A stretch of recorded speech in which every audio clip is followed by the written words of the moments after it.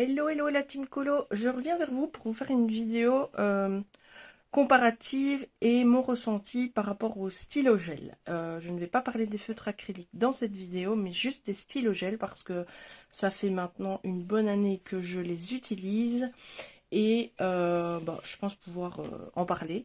Alors évidemment, je n'ai pas de partenariat, je ne fais pas ça pour avoir des cadeaux de marque et je ne valorise pas des marques qui m'auraient fait des cadeaux. C'est vraiment un avis personnel, comme je le dis très souvent, c'est parole d'Isabelle et pas parole d'évangile. D'autres personnes peuvent avoir un ressenti totalement différent du mien. Et c'est ok. J'adore cette expression dans la nouvelle génération d'éducation. Et c'est ok. Tout est ok. Voilà, mais voilà, les pratiquants depuis maintenant quelques temps, ayant fait pas mal de colo avec, j'aime beaucoup les stylos gel. C'est quelque chose... voilà, j'ai fait celui-ci il n'y a pas très longtemps. J'adore le rendu. Je préfère de loin le rendu des stylos gel au rendu des feutres acryliques. Et j'utilise plusieurs marques. Alors, tout d'abord, je vais commencer par les stylos gel qu'on a tout utilisé quand on débute. C'est ces marques-là. Donc, ce sont des... On dit stylos, mais en fait, moi j'appelle ça des bics. Des stylos à billes, hein, vous voyez, classiques, à paillettes, pas à paillettes. Métallisés, fluo, il y en a de toutes les sortes. Ici, j'ai même carrément des bics de la marque Bic. Voilà. Alors, ce feutre-là, je les utilise encore dans mes mandalas, principalement. Ils n'ont pas un rendu super efficace. Ils ne sont pas couvrants. Mais ils restent jolis. Je vais vous montrer ça sur une page vierge de mon carnet. Allez, hop. Évidemment, comme d'habitude, cette vidéo est faite à l'arrache, sans scénario, sans... Donc, il y a des bugs, des manquements, des blancs. Donc ici, ils font beaucoup de traces. Le débit est pas très correct. Voilà, vous voyez, premier stylo que je prends, ça cale déjà. En général, je les secoue. Faut être patient. Quand on passe trop sur une zone, vous avez les traces de la bille. C'est pas l'idéal, mais dans le mandala, moi j'aime bien les utiliser. Mais une fois que je les aurai passés, en même temps j'ai le temps, le bac est plein, je n'en rachèterai pas. Ça, c'est les premiers qu'on a tout utilisés. Pour le coloriage, j'ai d'abord découvert évidemment ceux-ci qui ont fait fureur et que j'adore. J'ai déjà 2 fois les 260 couleurs en réassort parce que je les aime vraiment bien. Alors cette couleur-là, je l'ai terminée, je pense. Non, hop. Alors ça, c'est la couleur avec laquelle je dois faire une énorme zone. Souvent, quand c'est comme ça, je vais pas faire cette zone avec vous, ça va prendre trop de temps. Quand c'est comme ça, je fais mixte stylo gel et feutre acrylique, mais ici, j'ai pas envie. Donc, je vais prendre une couleur que j'ai préparée. Hop, pour faire là-haut. J'aime ces stylos, il faut être patient, il faut y aller avec parcimonie, doucement. Faut pas faire des grandes zones avec la mine, parce que sinon... ça va faire des traces, hein. L'encre ne coule pas assez vite.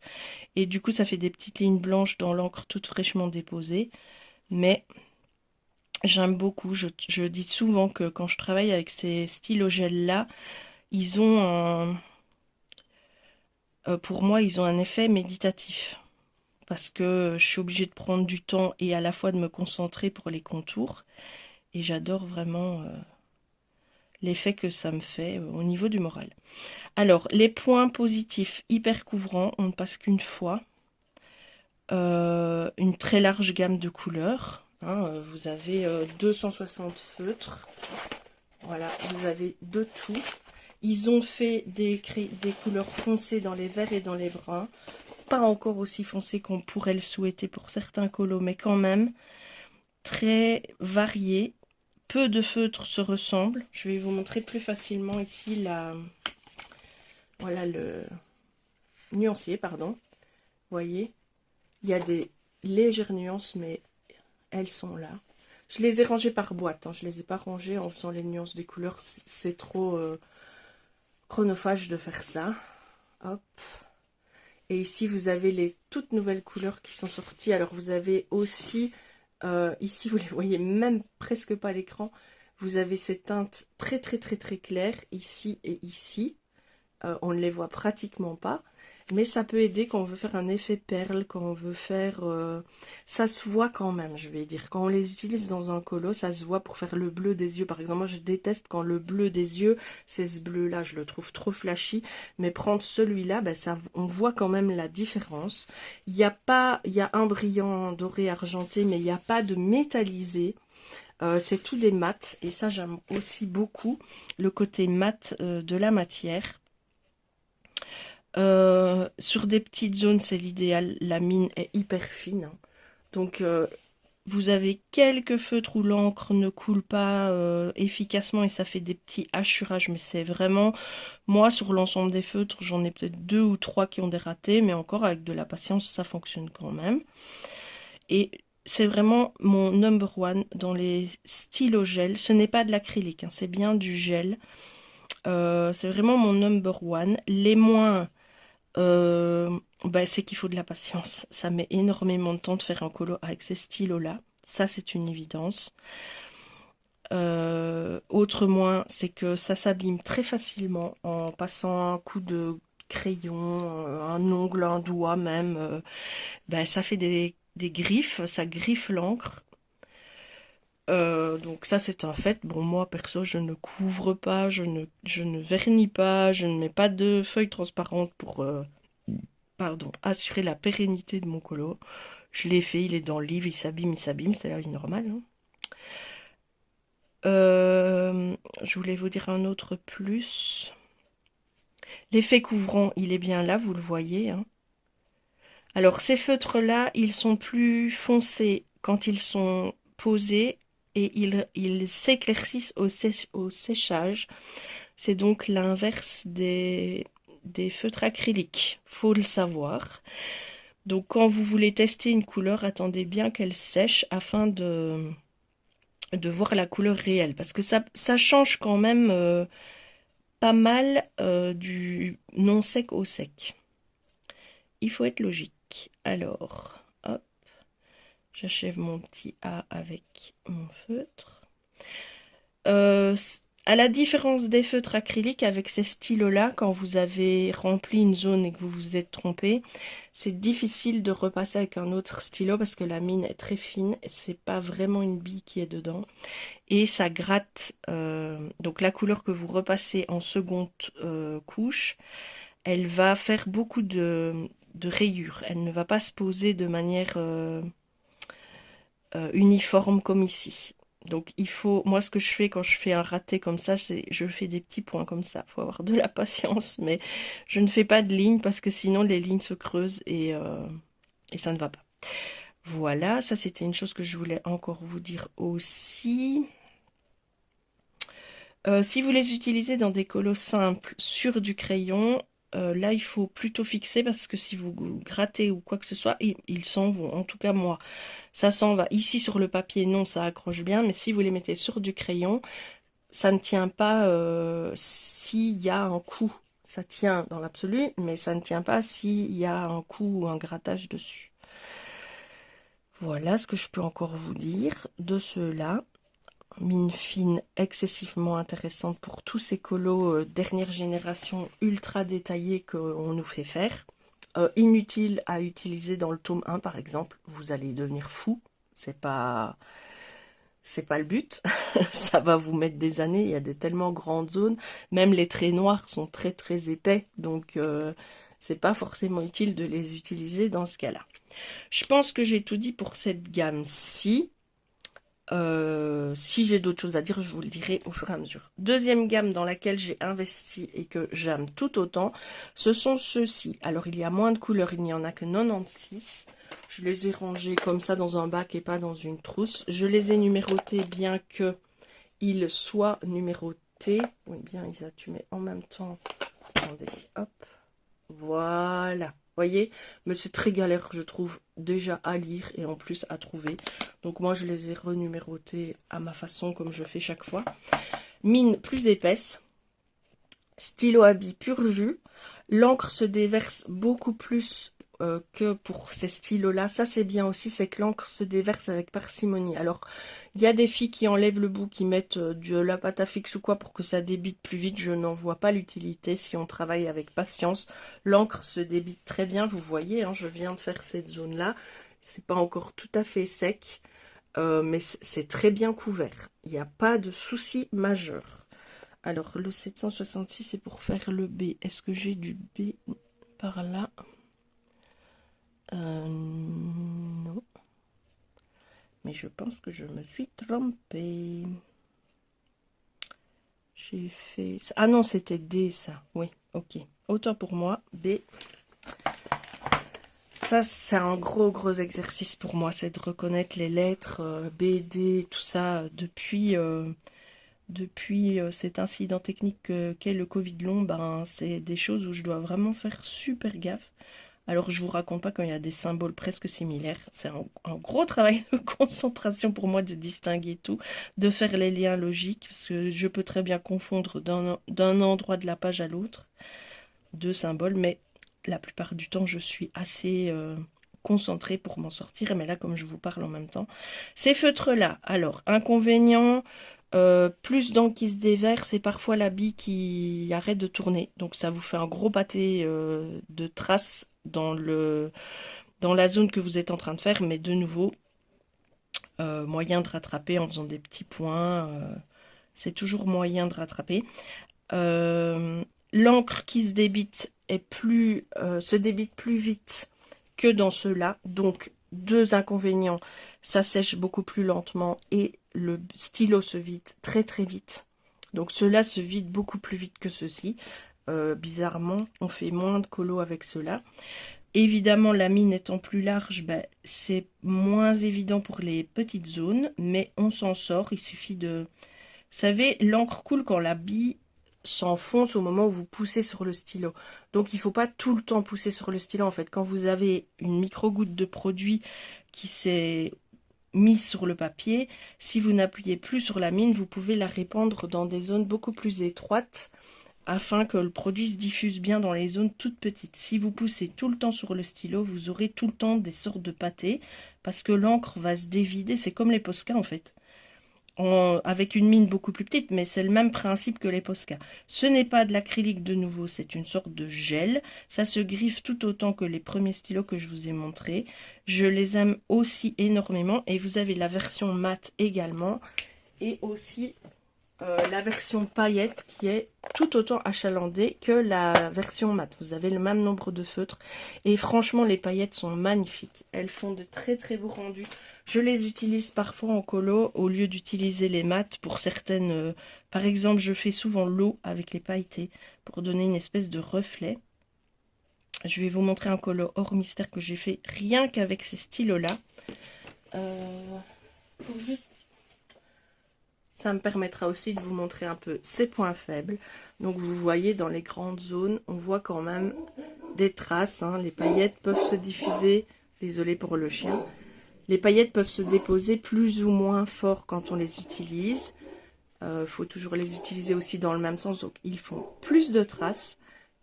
Mais je trouve le rendu pailleté très joli. Vous voyez, c'est un peu un rendu pailleté métallisé comme ça. Je trouve ça vraiment très joli. Donc voilà, je fais aussi bien du coloriage hors mystère que du coloriage mystère avec mes stylos gel. C'est un peu de la détente comme les feutres à alcool en fait, pour ma part. Alors le H, je ne l'ai pas encore choisi. Bon, pour la charte des couleurs, moi ça fait longtemps que je me suis affranchie de cette pseudo-obligation de trouver la couleur parfaite, parce que ce n'est pas possible, puisque les couleurs des livres sont faites avec un ordinateur, et que notre cerveau et nos yeux ne sont pas des ordinateurs, et que personne n'a encore eu l'idée de sortir une gamme de feutres en même temps qu'un livre à colorier pour avoir l'identique charte des couleurs du livre. Donc je m'adapte, j'essaye que ça ne soit pas trop choquant. Quand il y a des ombrages à faire, j'essaye qu'ils soient dans la même nuance, si c'est des couleurs chaudes ou des couleurs froides, surtout pour les peaux. Mais je me prends vraiment pas la tête si j'ai pas pile poil la même couleur que sur l'image. Et vu les gammes que j'ai, donc j'ai la gamme des 1 mm, je sais plus. J'ai la gamme des mini épaisses, j'en ai 96. Ceux-ci, j'en ai 260. Et la quatrième gamme du coup que je vais vous présenter, il y en a 120. Donc j'hésite entre celui-là, mais il me semble un peu trop désaturé. Donc je vais prendre celui-là qui est plus vif. Le 123. 123. Voilà. Et du coup, quand je fais une double page comme ça et que je veux la réaliser au stylo gel, je sais que j'en ai pour plusieurs jours parce que même si je me prends pas la tête pour les couleurs, je vais assez rapidement pour faire mon colo. C'est des petites zones et voilà, au bout d'un moment, il faut se donner aussi le temps et tout ne doit pas être fait dans la précipitation. Mais le rendu du stylo gel, il est vraiment... Moi, je l'aime beaucoup. Regardez la fameuse double page. Déjà, le côté un peu brillant comme ça, glacé, on va dire, j'aime bien. Celui-là, je l'ai fait l'année passée et il n'y avait pas toutes les teintes. Il y a un peu de feutre à eau pour compléter, mais ça ne me dérange pas non plus de mixer les matières.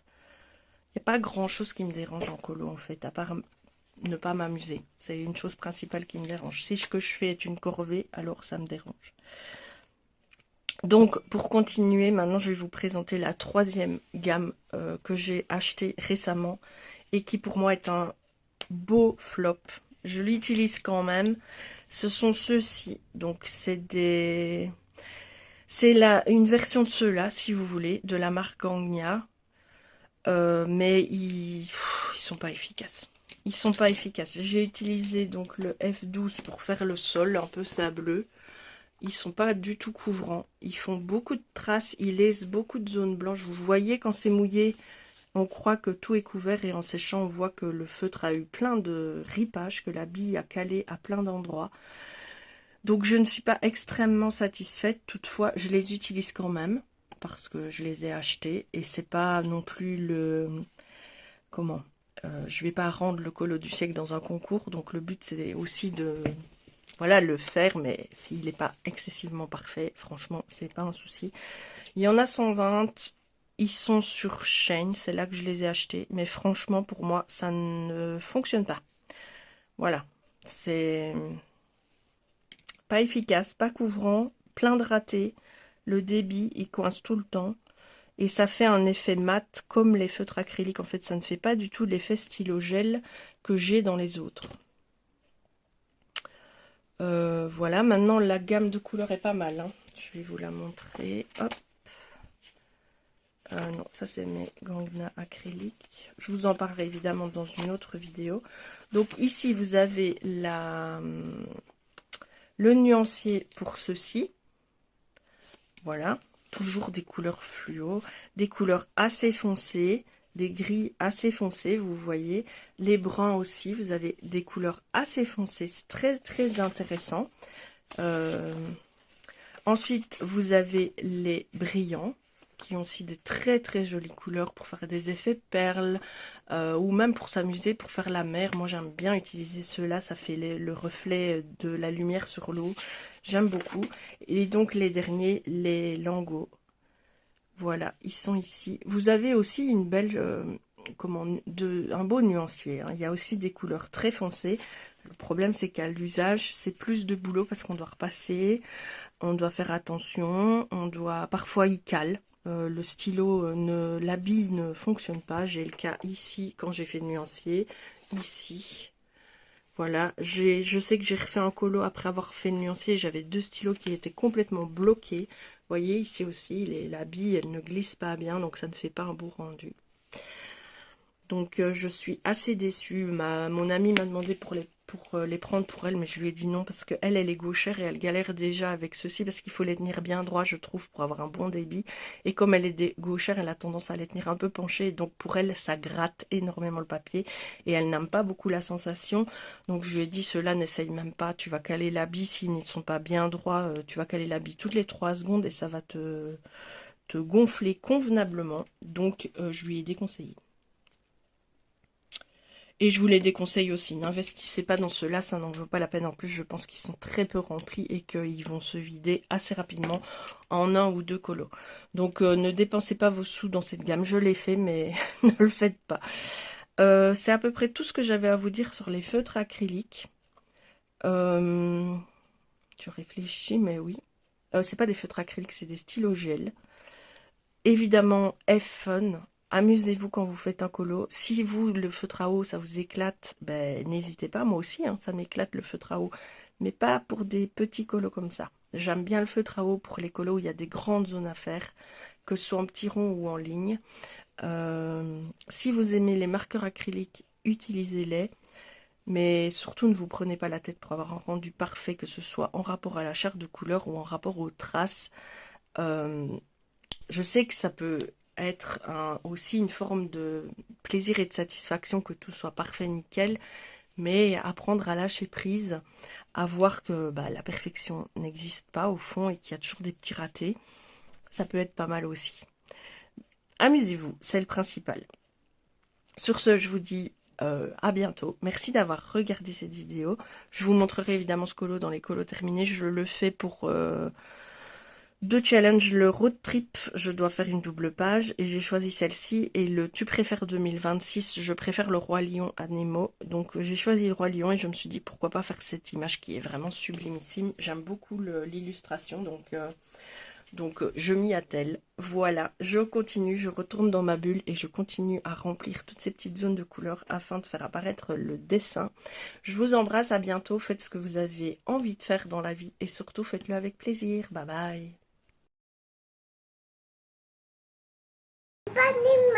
Bye bye, bisous. Et bisous mamie. Oh non. Oh.